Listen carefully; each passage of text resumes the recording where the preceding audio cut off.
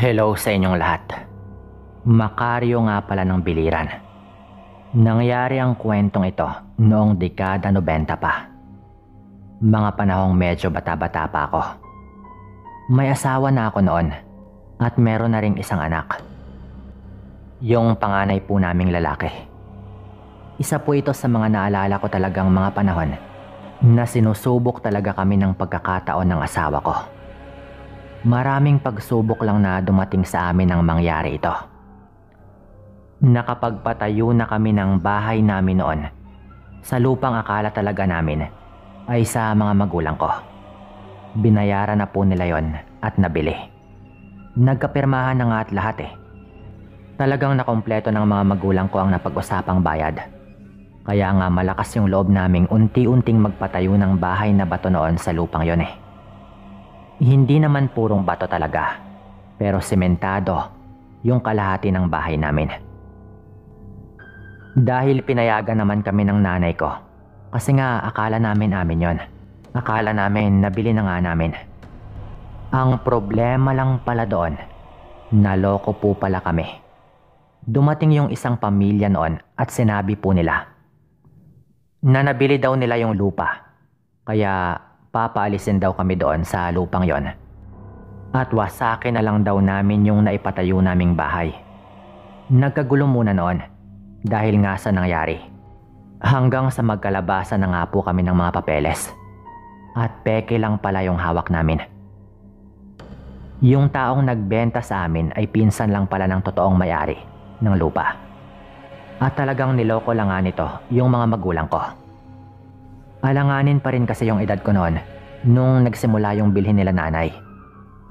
Kaya wala rin akong kalamalam sa kung ano nga ba yung totoong nangyari. Nabigla na lang kaming lahat noon at naiyak. Lalo at yung taong nakatransaksyon po nila nanay ay wala na roon sa lugar namin. Wala na kaming balita kung saan yun nagpunta.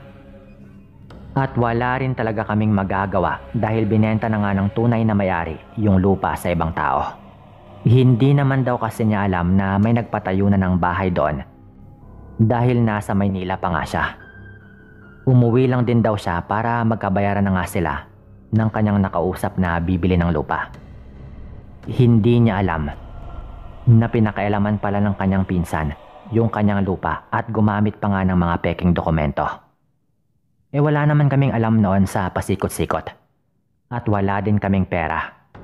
Kaya wala kaming nagawa kundi ang umalis. Hindi na rin namin hinabol yung nanloko sa amin. Lalo at wala rin kaming alam kung saan nga siya nagpunta. Ito yung dahilan kung bakit nagpatayo na lang kami ulit ng bahay.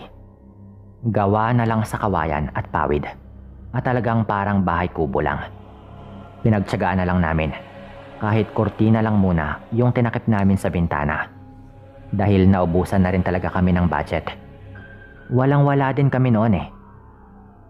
Saktong-sakto lang din talaga sa pangkonsumo namin yung kinikita ko. Hindi naman pwedeng tumigil yung mundo namin dahil sa panlolokong ginawa sa pamilya ko doon sa lupa. Tuloy pa rin yung buhay hanggang sa lumipas nga yung mga araw. At hindi pa rin namin napapagawa yung bintana. At nagumpisa na nga yung kababalaghan. Panahon ng anis sa mga lupang sakahan noon sa lugar namin. Maliit na lupang sakahan lang yung sa tiyuhin ko. Pero ako yung kinukontrata nito sa pag-aani ng mga palay. Mag-isa lang din ako doon. Kaya inaabot din ako ng ilang araw sa pag-apas ng palay. Madaling araw pa lang umaalis na po ako. Dahil malayo-layo pa ang lalakarin ko para marating yung sakahan. Kapag nagantay pa kasi ako ng masasakyan, ay maabutan na talaga ako ng sikat ng araw. At mas matagal ko ngang matatapos yung trabaho. Mga 3:00 pa lang ng madaling araw, umaalis na po ako. Nung pangalawang araw ko na, sa pag-apas ng palay, mga ganong oras lang din po ako umalis. Mga 5 minuto na akong naglalakad noon. Nung mapansin ko na naiwan ko yung baon kong pagkain. Pinapabaunan kasi ako ng asawa ko noon na hinahanda na nga niya gabi pa lang. Kaya nagmadali akong balikan yon. Nung malapit na ako sa bahay namin, Sir Dan, mga ilang metro na lang, saktong-sakto talaga na narinig kong sumisigaw yung asawa ko. Halatang takot na takot. Kaya nagmadali akong pumasok agad sa bahay namin. Pagpasok ko nga ng kwarto, laking gulat ko sa aking nasaksihan. Dahil yung asawa ko, meron ng hawak na patalim habang buhat-buhat ang anak namin. At meron namang nilalang na nakapatong doon sa may bintana na parang gusto nang atakihin ang aking mag-ina. Nung makita ko yon, wala na pong pag-aalinlangan.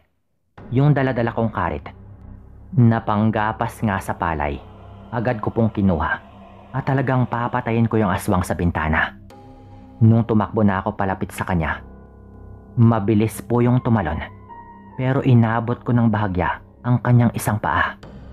Nagawa ko pong sugatan yon, Sir Dan. Nanginginig ako sa takot at galit noon eh.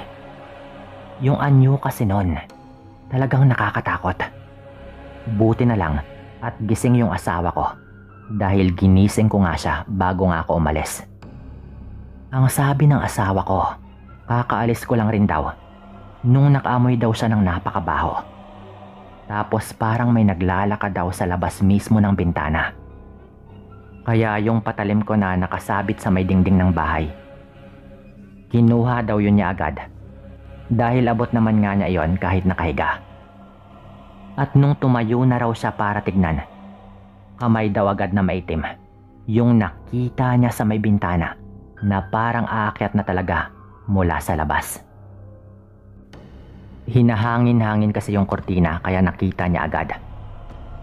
At meron kaming pailaw sa kwarto na Petromax pa nga yung ginagamit namin noon, kaya naaninag rin talaga niya. Nung makita daw niya yon, binuhat niya agad ang aming anak. At laking gulat nga niya na pagkatapos niyang gawin yon, may biglang umakyat sa bintana ng kwarto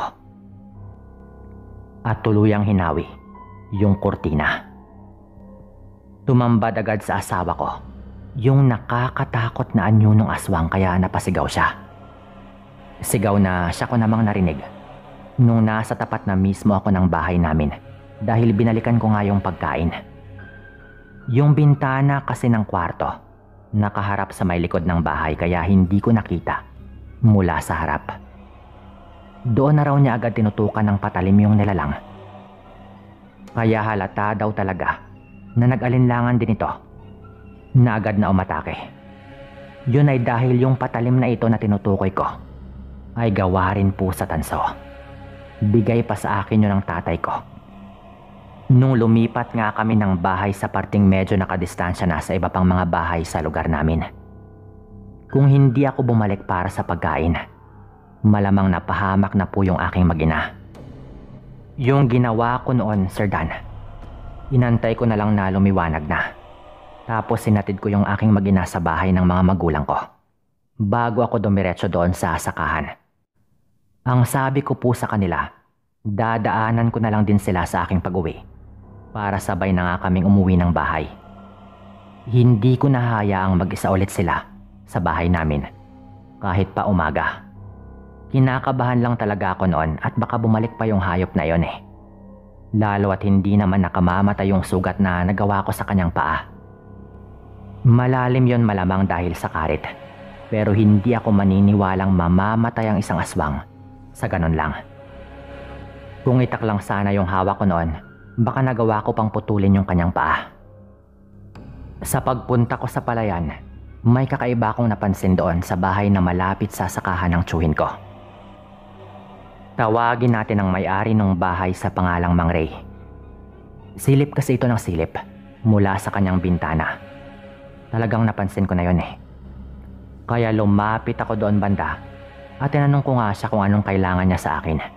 Pero tinaboy po nito ako.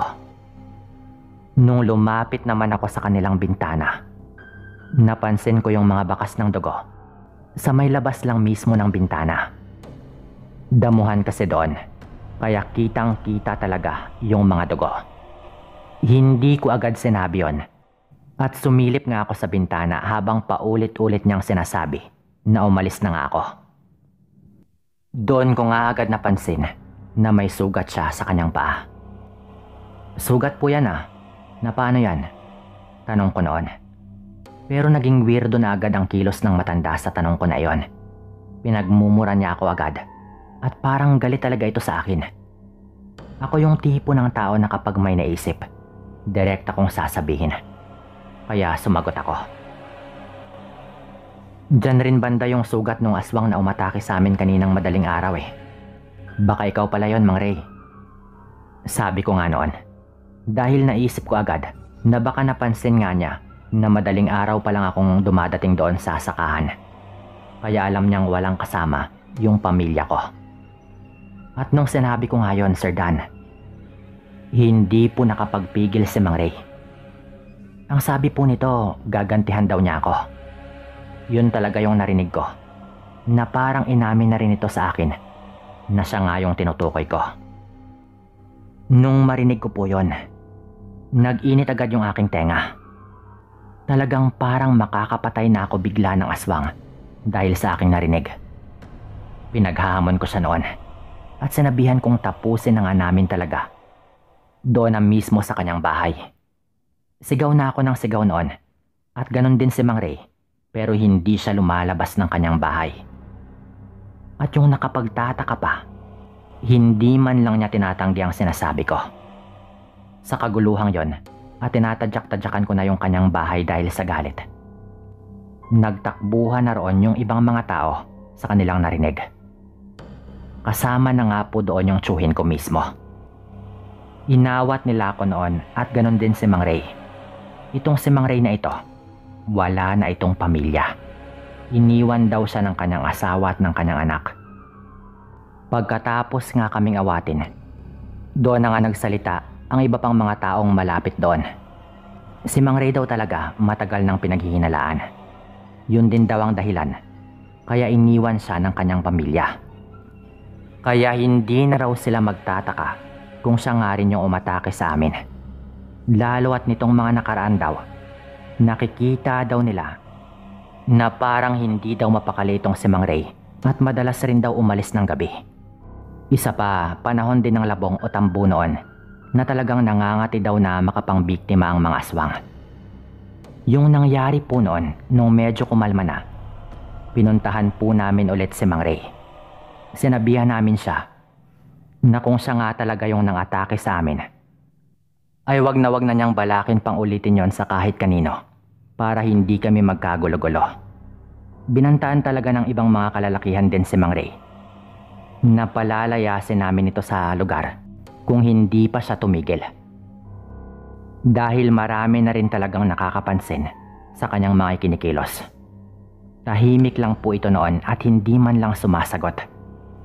Kaya umalis na lang din kami. Pero lumipas po yung mga araw. At mukhang natakot naman talaga si Mang Ray na gumawa na naman ulit ng kung anumang kababalaghan. Talagang kumalat na rin kasi ang kanyang pagkatao sa baryo namin. Pero ang hindi namin alam ay kung baka may ginagawa din siyang pangangaswang sa ibang baryo. Inayos ko na nga talaga yung bintana namin noon at naging mas maingat na rin po kami. Hanggang dito na lang din po ito at maraming salamat po.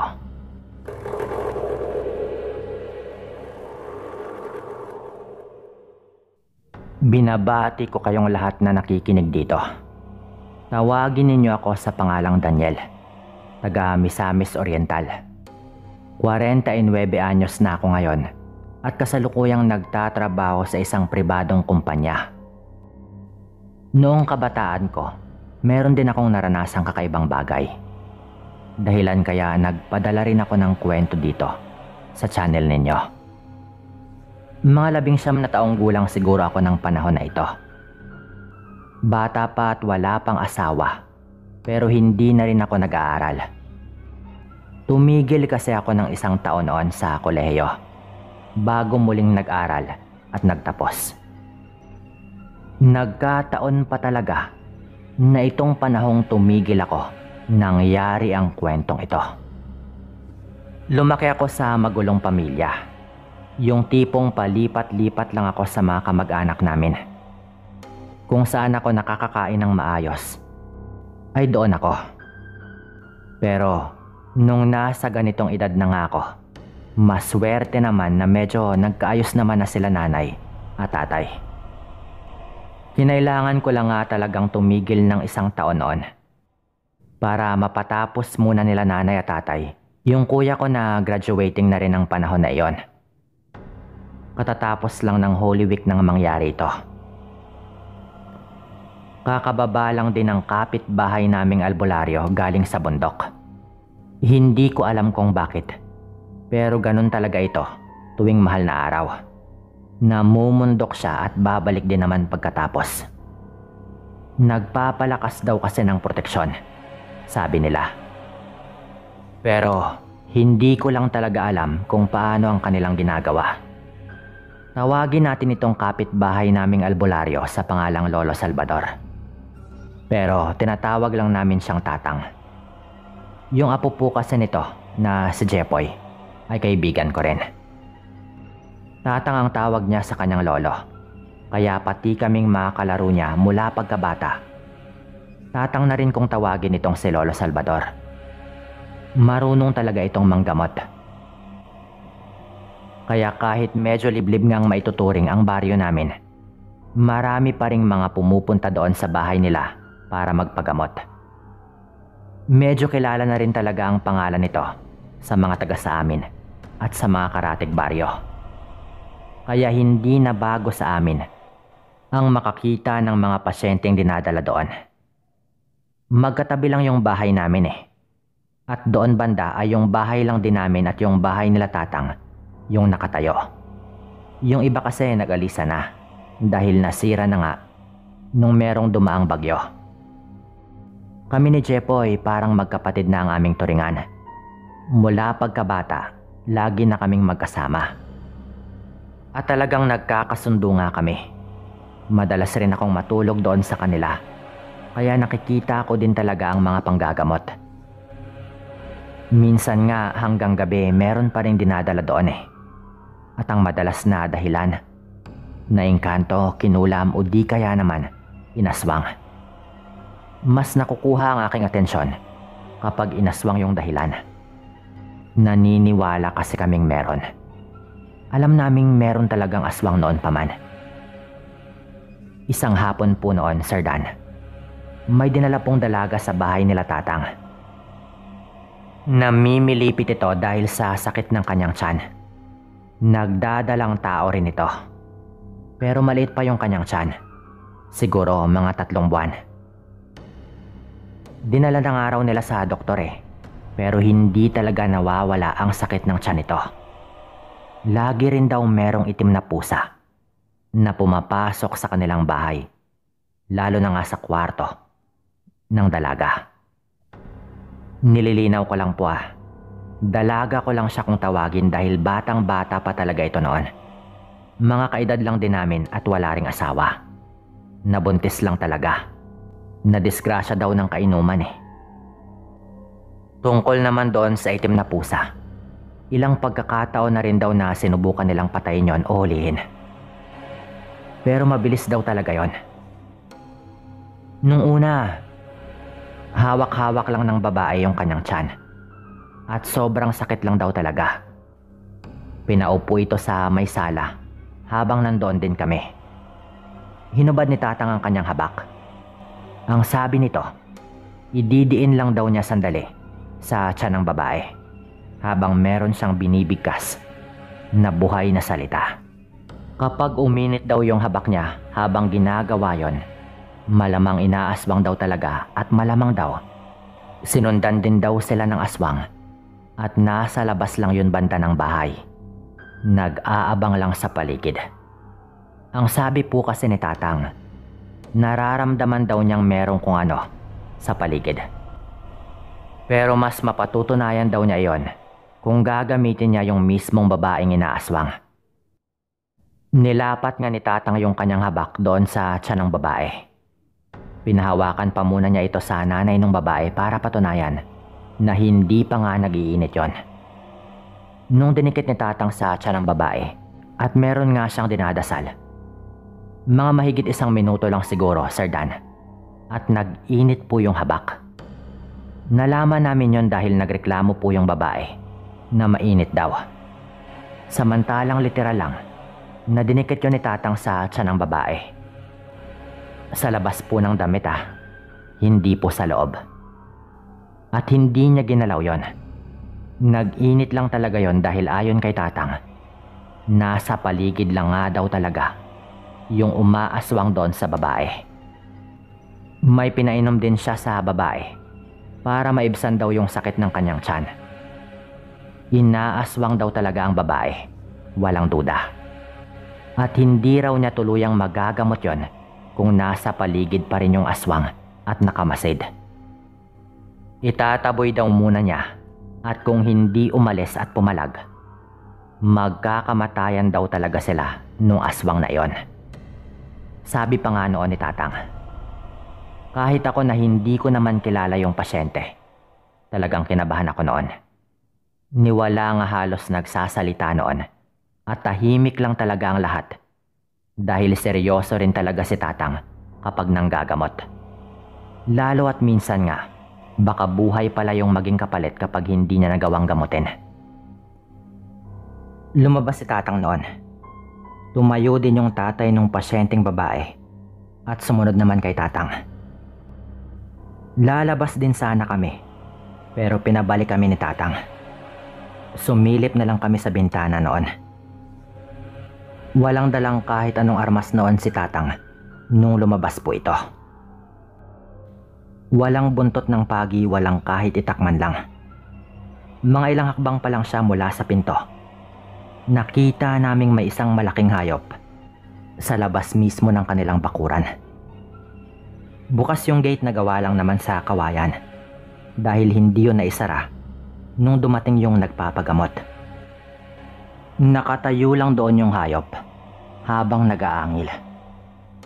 Aba, matapang to Nagpakita pa agad.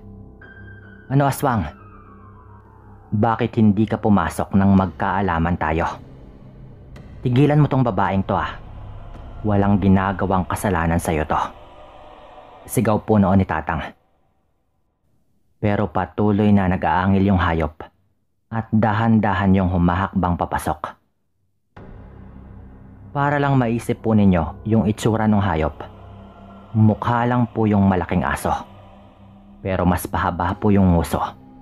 At kitang-kita din ang mga pangil. Talagang nagpakita, Sir Dan. At doon pa tumayo samantalang abot ng liwanag doon dahil sa ilaw sa may poste. Wala itong pakialam kahit makita siya dahil nasaan yung hayop. Pero sinasabi ko po sa inyo, kung kayo yung nakakita nun, malalaman nyo talagang hindi normal. Naglalaway ito habang marahang humahakbang palapit na parang tinatansya niya si Tatang. Yung tatay naman ng babae, may hawak na putol na kahoy at haharapin niya sana yung hayop pero agad siyang hinila pabalik ni Tatang. Medyo napasigaw po kami noon dahil saktong paghila sa kanya pabalik ni Tatang. Medyo tumakbo din po paatake yung hayop. Pero agad po yung napatras, Sir Dan. Nung nilabas po ni Tatang yung kanyang habak, hawak-hawak po niya iyon at nagsimula po siyang mag-usal ng buhay na salita. Natigilan po noon yung hayop. Hindi siya makalapit. Pero sa tingin ko, hindi dahil hindi niya kaya, kundi ayaw lang talaga niyang gawin dahil sa kanyang takot. Nagsalita pa noon si Tatang. Isang hakbang papalapit at papatayin kita. Marami na akong napatay na aswang. Ayoko nang makapatay pa ulit. Binabalaan kita, tigilan mo na to. Sabi po noon ni Tatang. Umatras po yung hayop pagkatapos nun. Pero biglang may sinigaw yung tatay ng babaeng pasyente ni Tatang. Mang Jose, alam kong ikaw yan. Sigaw po nito at nung sinabi po niya yon, bigla po talagang lumingon yung hayop. Na parang totoo nga na siya nga yung sinasabi ng tatay ng babae. Sabay umalis na rin po ito pagkatapos. Kinikilabutan po kaming lahat noon. Kung nakita lang ninyo yung nakakatakot na anyo nung hayop at talagang mangingilabot kayo. Nung pagpasok na po nila ulit ng bahay, meron pong itinanong noon si Tatang. Kilala nyo pala, ibig sabihin may nangyari bago humantong sa pangangaswang niya sa inyong anak. Tama ba? Sabi po noon ni Tatang. Doon na po tumango naman yung tatay ng babae at meron itong ibinunyag. Ang sabi nito, katunayan po, meron din po kaming nagawang kasalanan sa kanya. Nung nagkainuman kasi kami ng mga kumpare ko, sa daan namin pauwi, nakita namin yung anak ni Mang Jose. Napagkamalan po namin na yun yung kaaway namin at pinagpapalo po namin ng kahoy. Madilim kasi noon at parehong-pareho talaga ang tindig niya at ang kilos sa kaaway namin. Huli na po nung malaman naming hindi pala yon ang kaaway namin kundi anak nga ni Mang Jose. Nabugbog po talaga namin eh. Nagka-diferensya po sa paglalakad dahil doon pero hindi naman po sila nagreklamo. Humingi lang po kami ng pasensya at akala po namin okay na. Pero hindi pala. Pag-amin po noon ng tatay nung babae. Kaya pala gano'n na lang ang galit sa kanila nung aswang. Alam naman daw nila na aswang nga talaga si Mang Jose. Pero hindi lang din nila alam kung masama ba o mabuti. Kaya pala kahit bago ako mag-usal ng orasyon, parang ayaw naman ito akong atakihin eh. Mukha lang siyang mabangis pero naramdaman ko yung kanyang pag-aalangan nung nakaharap ko siya. Mukhang gusto lang talaga niyang makaganti. Dahil matindi rin pala ang inyong nagawa. Pupuntahan ko kayo bukas at tutulungan ko kayong ayusin ang inyong gusot. Wika noon ni Tatang at ginamot na po niya yung babae. Kinabukasan po niyan, umalis nga si Tatang. Pagbalik po nito, nalaman na lang namin na naayos na raw. Pero medyo umabot pa raw sa punto na binantaan niya ang aswang at ganon din yung pamilya nung babaeng kanyang ginamot. Ayon kay Tatang, tama daw talaga ang kanyang desisyon na hindi niya pinatay yung aswang na yon. Dahil mukhang hindi daw yon kasing sama ng kanyang iniisip. Inunahan lang din talaga sila kaya binalak niyang gumante. Hanggang dito na lang po muna yung kwento. Magpapadala ko ulit tungkol kay Tatang kapag meron na ulit akong oras. Maraming salamat po.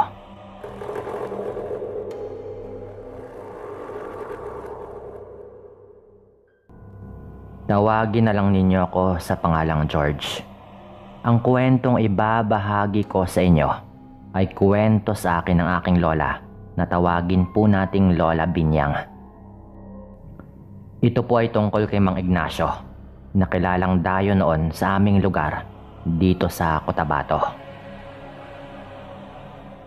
Binyang, alam mo bang merong dayo rito sa ating baryo?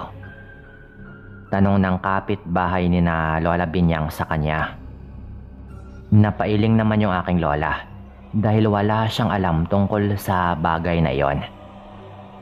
Nakatira siya roon malapit sa masukal na daan rito sa ating baryo. Dagdag pa ng kapitbahay ni Lola. Ayos lang naman yon lalo na wala namang masamang ginagawa yung tao. Wika naman daw ni Lola Binyang sa kanyang kapitbahay. Napatango na lamang ito bilang pagsang-ayon sa kanya. Hindi na rin umimik pa yung kapitbahay ni na Lola at nagpaalam na lang na alis na ito kaya hinayaan na lang ito ng aking lola. Lumipas pa nga yung mga araw ngunit wala namang kakatwang mga kaganapan sa baryo ni na Lola. Subalit isang umaga, nagising na lang si Lola Binyang na merong balitang bumungad sa kanya. Binyang, alam mo na ba yung balita? Tanong ng kapitbahay nito. Hindi ko alam. Bakit, ano bang balita? Tanong naman ni Lola Binyang sa kanyang kapitbahay. May nakita raw na patay na tao roon sa kabilang baryo. Ayon sa mga nagsabi sa akin, nakahiwalay daw yung dalawang kamay ng tao sa kanyang katawan. Dagdag pa nga nila, baka aswang daw yung may gawa.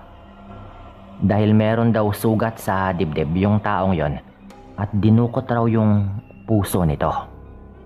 Mahabang sabi pa ng kapitbahay ni Lola Binyang. Nagulat at nakaramdam ng takot yung aking lola dahil sa kanyang narinig.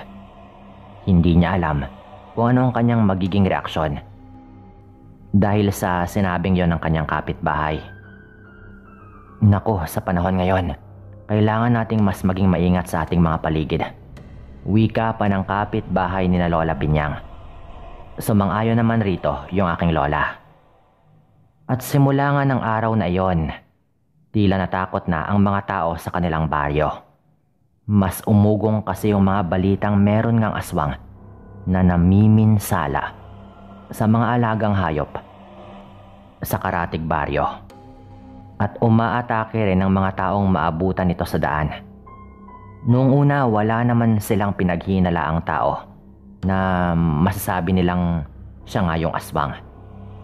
Subalit isang gabi, nagsimula silang maghinala kay Mang Ignacio.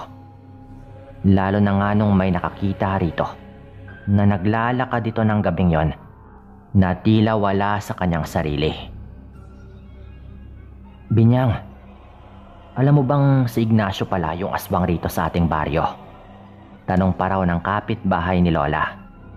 Umiling naman yung aking lola kaya ikuwento ng kanyang kapitbahay sa kanya ang tungkol kay Mang Ignacio. Nakita raw nila si Ignacio ng isang gabi. Naglalakad na tila wala sa kanyang sarili. Kaya marahil siya nga yung aswang rito sa ating baryo. Kwento ng kapitbahay ni Lola. Napailing naman si Lola. Ngunit may kung ano sa kanyang loob na hindi naniniwala sa binibintang nila sa lalaki. Nagtagal pa nga yung usapan nila hanggang sa nagpaalam na ang kanyang kapitbahay. Dahil nga sa bali-balitang aswang yung lalaking yon, 6:00 pa lang daw ng gabi. Halos sarado na ang lahat ng mga kabahayan. Maging ang bahay ni Lola, ganon rin. Ayon kasi sa mga magulang nito, mas maigi na raw na nag-iingat. Totoo man o hindi ang mga balita tungkol doon sa dayo. Madalas na rin daw nilang nakikita noon si Mang Ignacio na naglalakad tuwing gabi. At tila puyat na puyat daw yung itsura nito. At ani mo'y hindi alam kung saan ito pupunta. Dahil sa kagustuhan ni Lola Binyang na malaman kung totoo nga ba ang lahat ng iyon tungkol sa lalaki, nagsimula nga siyang magmatsyag sa kanyang paligid, lalo na tuwing gabi. At isang gabi nga po noon, nakahiga sa kanyang higaan si Lola Binyang. Nagmumuni-muni siya dahil hindi siya dinadalaw ng antok. Nasa ganun nga siyang sitwasyon nang maalala niya ang tungkol kay Mang Ignacio. Ano kaya kung alamin ko kung totoo nga ba yung sinasabi nila kay Ignacio? Tanong pa raw ni Lola Binyang sa kanyang sarili. Nagmatsyag nga ng gabing yon si Lola. Panay yung kanyang silip sa kanyang bintana upang tignan kung meron nga bang tao o wala. Ilang beses na ginawa ni Lola Binyang ang bagay na yon, ngunit wala naman siyang nakitang taong naglalakad sa labas. Hanggang nang muli siyang sumilip sa kanyang bintana, may napansin siyang bulto ng tao sa hindi kalayuan. At sa kadahilan ng yon, hindi na umalis si Lola mula sa kanyang pagkakasilip. Hinintay niyang mas matanaw niya ang taong naglalakad na papalapit sa kanilang bahay. Si Ignacio nga yan. Bulalas ni Lola nang tuluyan niyang matanaw kung sino nga ba yung taong yon. Pinagmasdan niyang mabuti ni Lola Binyang at napagtanto niya talagang si Mang Ignacio nga yon. Pansin nga raw niya na tila wala sa kanyang sarili yung lalaki ng mga oras na iyon. Hindi alam ng aking lola kung anong pumasok sa isip niya. at nagpasya nga siyang lumabas ng kanyang bahay. Naisip daw kasi niyang sundan yon upang alamin kung saan nga ba ito pupunta. Nang makalabas na nga si Lola Binyang sa kanilang bahay, sinundan niya kung saan nga ba patungo si Mang Ignacio. Sinigurado niyang hindi siya mahuhuli ng lalaki at patuloy niyang sinundan ito, lalo na't hindi man lang ito lumilingon sa kanya. Medyo nakakalayo na nga si Lola sa kanilang bahay ng mga oras na iyon, ngunit hindi pa rin humihinto sa kanyang paglalakad si Mang Ignacio. Nagdadalawang isip man si Lola kung magpapatuloy pa ba siya sa pagsunod, ngunit kalaunan ay nagpasya ito na sundan na lang nga ng tuluyan. Nakaramdam ng takot si Lola nang mapagtanto niya na tila pupunta sa kagubatan ng baryo nila yung lalaki. Ano naman kayang gagawin niya sa kagubatan? Takang tanong pa daw ni Lola Binyang sa kanyang sarili. Nang mga sandaling yon, napaisip si Lola na wag nang ituloy yung pagsunod kay Mang Ignacio. Ibang takot na raw kasi yung kanyang naramdaman, kaya naglakad na nga siya pauwi. Ilang hakbang pa lang yung nagagawa ni Lola nang may marinig siyang kakaibang ingay. Binalot ng takot yung buong sistema ni Lola. Lalo na nung marinig niya na merong kakaibang huni, kaya dali-dali nga siyang nagtago. Binalingan niya ng tingin ang kinaroroonan ni Mang Ignacio, ngunit hindi na raw niya makita yung lalaki roon. Saan kaya siya nagpunta? Takot na tanong pa ni Lola sa kanyang sarili. Napapailing pa siya dahil pinagsisihan niya na sinundan pa nga niya yung lalaking yon. Patuloy pa rin yung maingay na paghuni ng tiktik sa paligid, dahilan para manginig si Lola sa pinagtataguan nito. Napapikit na lang noon yung aking Lola. Hindi niya alam kung ano yung gagawin niya ng mga oras na yon. Nang walang ano-ano, ay biglang nakarinig si Lola Binyang ng pagyabag patungo sa kanyang kinaroroonan. Tinakpan niya ang kanyang bibig upang hindi makagawa ng ingay at ipinikit niya ang kanyang mga mata. Ilang sandali pa, biglang tumigil yung mga pagyabag na kanyang naririnig. At dahil nga inakala ni Lola na wala na yung kung sino mang papalapit sa kanya, dahan-dahan niyang iminulat ang kanyang mga mata. At hindi napigilan ni Lola Binyang ang mapasigaw nang makita niyang si Mang Ignacio ang nasa kanyang harapan. Dahil sa gulat ng lalaki sa biglaang pagsigaw ni Lola, tinakpan daw po nito yung bibig ni Lola. "Huwag kang maingay," wika pa raw ng lalaki, kaya tumigil sa kanyang pagsigaw si Lola. "Anong ginagawa mo rito?" tanong pa nga ng lalaki sa kanya. Walang kahit na anong kakaibang napansin si Lola kay Mang Ignacio. At dahil doon, labis na nagtaka yung Lola ko kung ano nga bang ginagawa ng lalaki sa ganong oras ng gabi. "Sinundan kita kasi sabi nila, aswang ka raw." Walang pagdadalawang isip na wika ng Lola ko.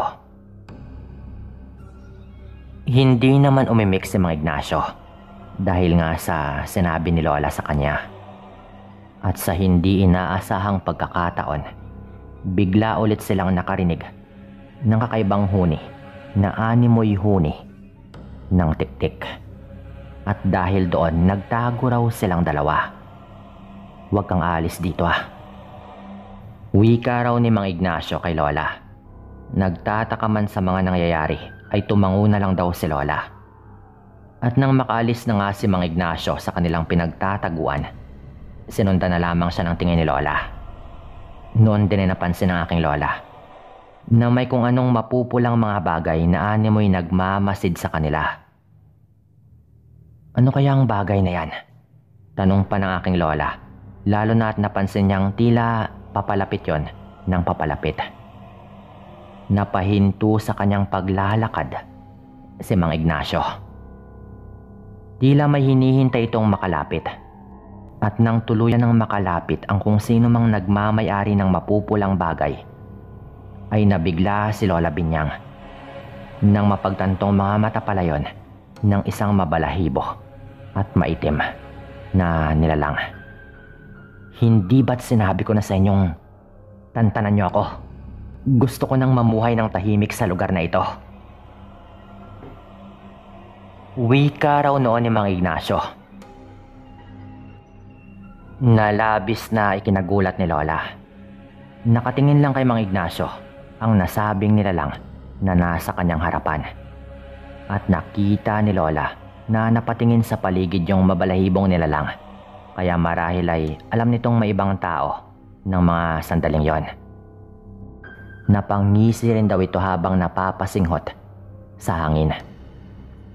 Hanggang sa unti-unti raw yung nagbalik sa normal na anyo, na parang nasaan yung tao na, pero nakakatakot pa rin daw yung itsura. At agad daw yung nagsalita. Hindi ko alam na meron ka palang dalang ibang tao rito, Ignacio.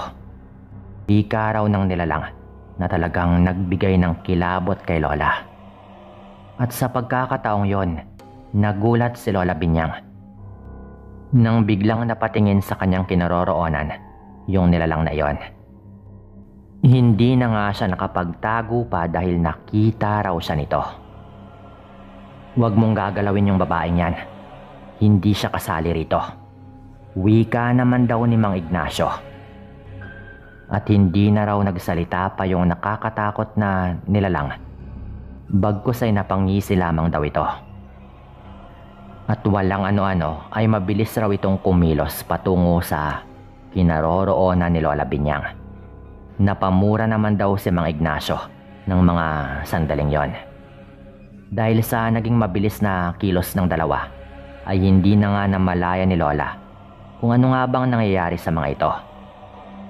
Dahil napadapa na lang daw siya sa takot noon. Nagulat na lang daw si Lola nang bumagsak sa kanyang harapan si Mang Ignacio. Hindi naman daw ininda ng lalaki ang kanyang pagbagsak, bagkus ay dali-dali pa rin daw itong napabangon. Hindi ba't iniisip nilang ikaw yung pumatay ng mga alaga nilang hayop? Ikaw yung nang bibiktima ng mga tao rito sa kanilang lugar. Di ba nga dinidiin ka nila? Bakit mo sila pinagtatanggol, Ignacio? Galit pa raw na tanong ng nilalang kay Mang Ignacio. Napahalakhak pa nga yung nilalang, kaya nakaramdam daw ng galit si Mang Ignacio. Hindi naman ako yon. At kailanman ay hindi ko gagawin ang bagay na yon. Oo, isa nga ako sa inyo. Ngunit matagal ko nang tinalikuran ng bagay na yon dahil alam kong makakaya kong mamuhay ng tahimik. Sigaw daw ni Mang Ignacio sa nilalang. At tumawa lamang daw yung nilalang na yon, na lalo pang nagpalala sa galit na nararamdaman ni Mang Ignacio. Hindi man alam ni Lola Binyang kung ano nga ba yung tinutukoy ng dalawa. Ngunit isa lang daw yung kanyang napagtanto ng mga oras na iyon. Ang dalawang naglalaban sa kanyang harapan ay mga aswang. Tinapangan naman ni Lola Binyang ang kanyang loob at pinanood yung pag-aaway ng dalawang nilalang. Nakita pa nga raw niya na unti-unti ring nagbabago yung anyo ni Mang Ignacio. Hindi makapaniwala si Lola Binyang sa mga nangyari. At makalipas lamang yung ilang sandaling paglalaban ng dalawa, bigla na lang daw tumilapon yung isa sa kanila. Umalis ka na rito at huwag ka nang babalik pa. Gusto kong mamuhay ng tahimik, kaya sana huwag na rin ninyo akong guluhin pa. Sigaw nga raw ng isa sa kanila na sa pagkakaalam ni Lola ay si Mang Ignacio. Nang hihinang napatayo naman daw yung isa doon sa nilalang. At nang makatayo nga ito ay mabilis pa rin yung naging kilos nito palayo kina Lola. Bigla naman daw natumba noon si Mang Ignacio, kaya nilapitan daw siya ni Lola Binyang. At nakita ni Lola na may mga sugat din yung lalaki, kaya tinulungan daw niya ito. Nang makatayo ng araw yung lalaki, sinabihan nito si Lola na umuwi na sa kanilang bahay. Wala namang nagawa si Lola noon kung hindi yung sundin na lang yung sinabi ni Mang Ignacio. Humingi naman ng paumanhin ang aking lola dahil nga sa nangyari sa lalaki. At noon din ay sinabi sa kanya ni Mang Ignacio ang tungkol sa kanyang pagkatao. Tama naman silang aswang ako, ngunit hindi ako ang may gawa ng mga pagpatay rito. Ang nakita mong nakalaban ko, malamang siya yung may gawa ng lahat ng yon. Dahil nais nila na masira ako sa ibang tao at bumalik ako sa kanila. Wika pa nga ni Mang Ignacio. Napatango na lang daw noon si Lola at hindi na umimik pa. Nagsimula na rin siyang maglakad pa uwi. At nang makalayo na nga siya sa lalaki, lumingon pa raw si Lola ngunit hindi na raw niya nakita pa si Mang Ignacio. Nakauwi naman ng ligtas noon yung aking lola, ngunit hindi raw siya nakatulog ng gabing yon. Nung mga sumunod na araw, wala nang mga bali-balitang patayan ng mga alagang hayop. Maging si Mang Ignacio raw noon ay bigla na lamang nawala sa kanilang lugar dahil wala nang naabutan sa bahay niya nang puntahan ng mga tao sa baryo ni na Lola. Nananatili namang lihim ni Lola Binyang ang tungkol sa kanyang nalaman kay Mang Ignacio. Hanggang sa naikwento nga po niya sa akin to. At pinaalam ko sa kanya na ipapadala ko sa inyong channel. Hinayaan naman po nito ako, basta't itago ko lang daw yung mga tunay na pangalan. At dito ko na nga rin po ito tatapusin. Maraming salamat kung sakaling mapili ito at paalam.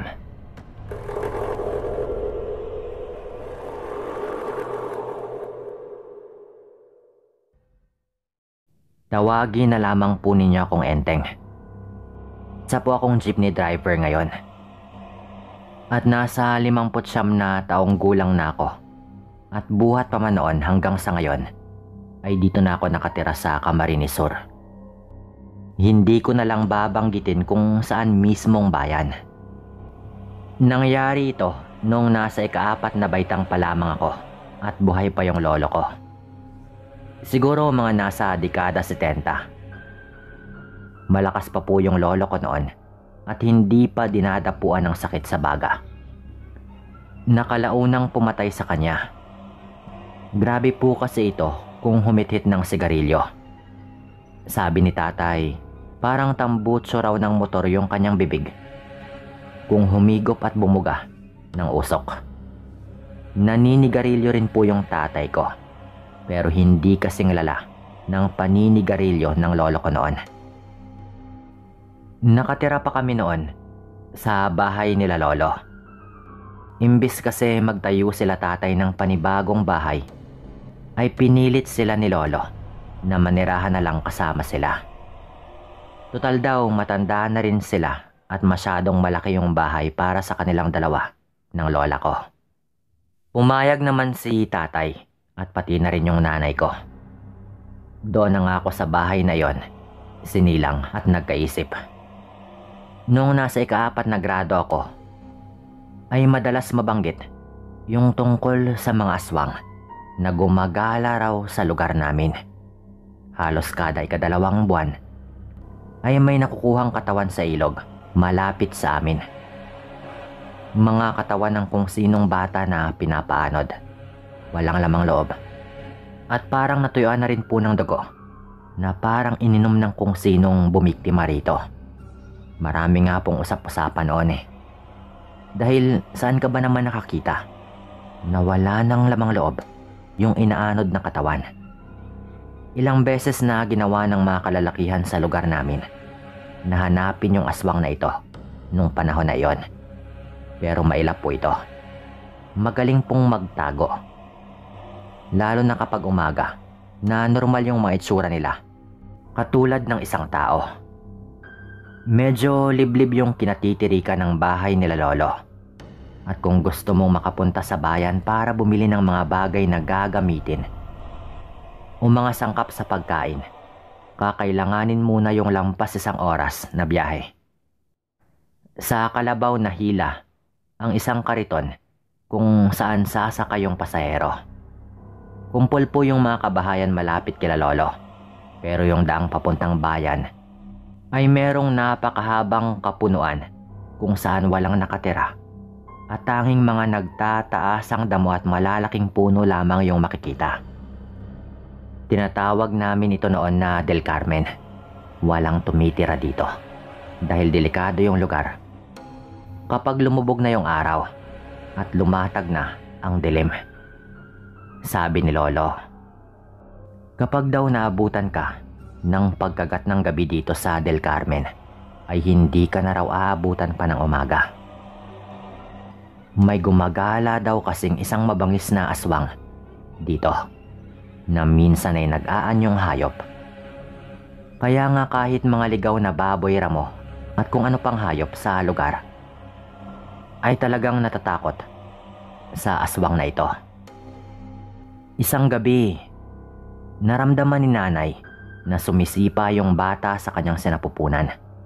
Manganganak na po ito. Kaso nga lang merong problema. Wala yung tatay ko dahil nagtrabaho siya bilang karpintero sa kabilang barangay at sa sunod pa na araw yung uwi nito. Ang kumadrona naman ay nasa kabilang bayan kaya naman nataranta po kaming lahat noon. Pumunta na tayo kay Tess. Ang sakit na ng tiyan ko. Wika pa ng nanay ko noon. Si Tess po yung kumadrona sa bayan. Tatawid kayo sa Del Carmen? Tanong pa po ni Lola. Hindi pa man nagsasabi si nanay kanina ay inaayos na po ni Lolo ang kalabaw na gagamitin para makatawid papuntang bayan. Alangan namang hayaan natin dito yung anak natin na dugoy ng dugoin. Wika pa ni Lolo pagpasok niya ng bahay. Tinulungan namin si nanay na umupo.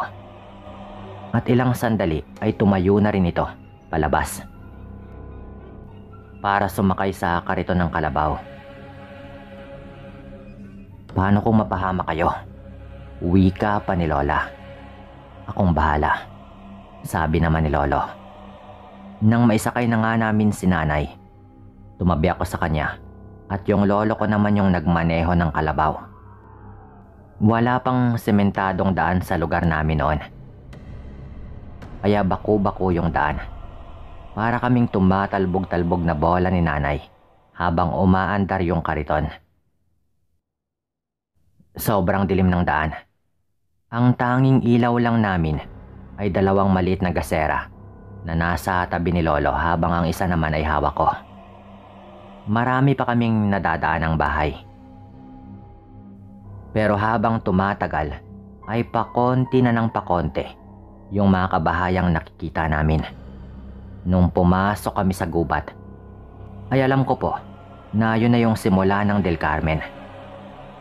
Matataas na puno na merong malalaking katawan na noong grade 4 nga po ako ay hindi ko mayakap ng buo yung mga punong yon. Malamig po yung hangin. Buti ay pinagdala kami ni Lola ng makapal na kumot upang ibalot kay nanay na iniinda na yung sakit ng kanyang tiyan. Pinanasan ko po noon yung noon ng nanay ko dahil pinagpapawisan na rin po ito. Kinausap ko siya para medyo mabawasan naman yung sakit at kaba na kanyang nararamdaman. Sana po, Nay, babae po yung isilang ninyo. Wika ko pa nga po noon. Nakapikit yung nanay ko pero dumilat po siya parang ngitian ako at halikan ako sa noo.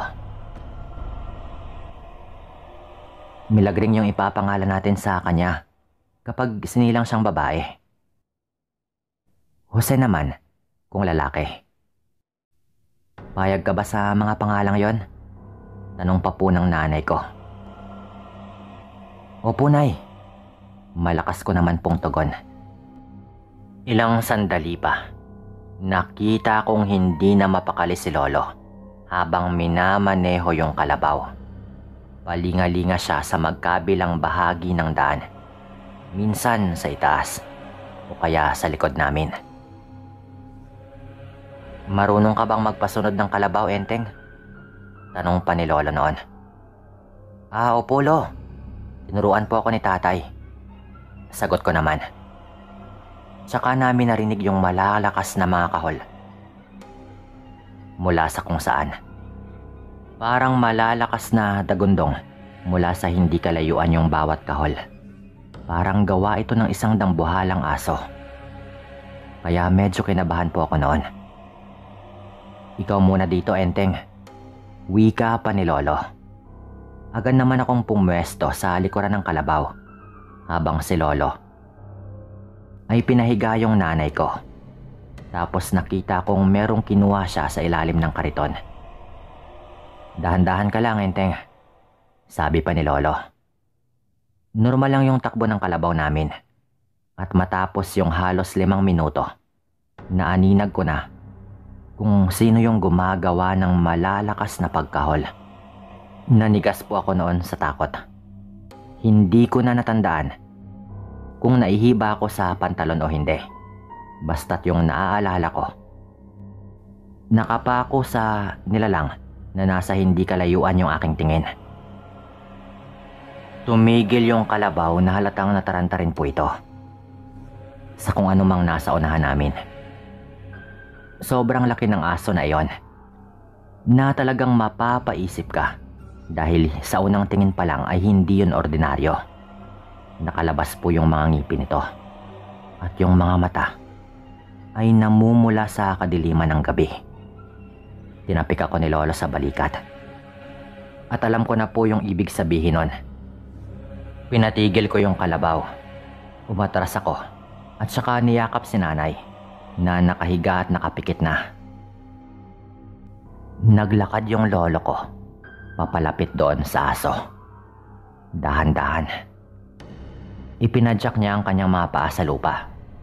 Napilit na binubugaw yung asong yon. Alis, demonyo ka. Alis. Wika pa po ni Lolo. Pero imbis na umalis, mas lalo lang po yung nagalit at naging mabangis po yung mga tahol ng aso. Lalo rin po itong lumapit kay Lolo. Doon na nga po'y nilabas ni Lolo yung kanyang armas na kanina pa nakasabit sa kanyang suot na pantalon. Hinila po niya ito at saka tumambad sa aswang, yung may kahabaang buntot ng pagi na nabili ni Lolo sa isang naglilibot na lalaki sa bayan. Kasama niya pa nga po ako noon nung binili namin yon. Sinabi ko namang aswang na nga po yung hayop dahil halata na po talaga hindi po ordinaryo yung anyo nito. Naalala ko rin po noon na pinabindisyonan po ni Lolo yung buntot ng pagi na kanyang hawak-hawak. At ang sabi po nito noon, yun daw yung pinakamabisang armas laban sa isang aswang. Hinagupit niya ang lupa. Nagtalsikan yung mga bato at alikabok. Napatras po ng bahagya yung dambuhalang aso pero hindi po ito tumigil sa pag-angil kay Lolo. Dahan-dahang naglakad palapit si Lolo. Akma sanang susugod na po yung aso pero sa isang iglap lamang, iwinasiwas po ni Lolo yung kanyang latigong buntot ng pagi. At nung mabilis pong lumapit si Lolo sabay wasiwas po nun, tumama po ito sa ulo ng aso. At kitang-kita ko na medyo umuusok po yung balat nito sa leeg kung saan nga po tumama yung buntot ng pagi. Na animoy sumingaw yung hangin na para bang nasusunog po yun na karne. Doon na nga nasaktan ng matindi yung aso. At kitang-kita ko kung paanong nagbago ito ng anyo. At naging isang tao habang nakahiga sa lupa. Tsaka ito biglang kumaripas ng takbo palayo papuntang gubat na parang bigla po itong natakot. Nung bumalik po si Lolo sa kariton, ipinahawak po niya sa akin yung buntot ng pagi. Hawakan mo ito at kung merong lumilipad na ibon o anumang hayop na sumusunod sa atin at sumugod sa kariton natin habang papunta sa bayan, latiguhin mo agad. Wika pa nga po ni Lolo na talagang pinapagamit po niya sa akin yon kung may makita raw akong kakaibang hayop na lumalapit sa kariton namin. Siyempre kinabahan po ako noon, pero nandun din po yung pagkamangha ko na sa ganon kasimpleng armas lamang ay nagawa po nitong itaboy Yung isang agresibong aswang. Tumangu-tango lamang po ako noon. Medyo mabigat po sa kamay ko yung latigong pagi. Dahil siguro kinakabahan rin po ako noon. Pero kaya ko naman po itong iwas-iwas kung sakali kahit medyo nanginginig po yung aking mga kamay. Sa buong biyahe, mabuti na lamang at wala ng ibang aswang na sumugod sa amin. Matagal po yung aming nilakbay bago kami nakarating ng bayan. Pero pagdating po namin sa paanakan ni Tess, lumabas po agad yung kapatid ko. Babae. Hindi na po nahirapan yung nanay kong masyado sa kanyang panganganak. Umaga na po noon, noong itinabi ni Aling Tess kay nanay yung kapatid kong sanggol. At tulad nga po ng sinabi ng nanay ko sa akin, milagring po yung kanyang pinangalan rito sa nakababatang kapatid kong babae. Mga alas 8 po ng umaga, bumalik na po si Lolo sa amin. Hindi naman po kasi kami makakauwi agad dahil syempre bagong panganak po yung nanay ko at medyo hindi pa po ito makagalaw. Nung bumalik na po doon yung kariton, yung tatay ko na po yung nagmamaneho nito. Nalaman na nga po nito yung nangyari na nanganak na yung nanay ko. Kasama rin po nito si Lola na meron pang dalang tuwalya at mga damit na pamalit ni nanay. Umuwi kami bago dumilim nung araw na iyon. Kasama yung bagong miyembro ng aming pamilya na si Milagring. Hindi na rin po naulit pa yung pagkakataong yon na kinailangan naming bumiyahe ng gabi. Nung sunod pong manganak yung nanay ko, nasa barangay na po namin si Aling Tess kaya hindi na po kailangang dayuhin pa sa bayan. Pero kahit ganon, tinago pa rin po ni Lolo yung buntot ng pagi na nagligtas sa amin noon sa dambuhalang aso na humarang sa amin. Nang mamatay po si Lolo, si tatay na po yung nagmay-ari ng buntot ng pagi. At nang lumaon, nung sumakabilang buhay naman po yung tatay ko, ako na rin po yung nagtago nun. Nandito pa rin po yun magpahanggang ngayon, nakatago sa isang kahoy na baol sa ilalim ng aming kama na mag-asawa.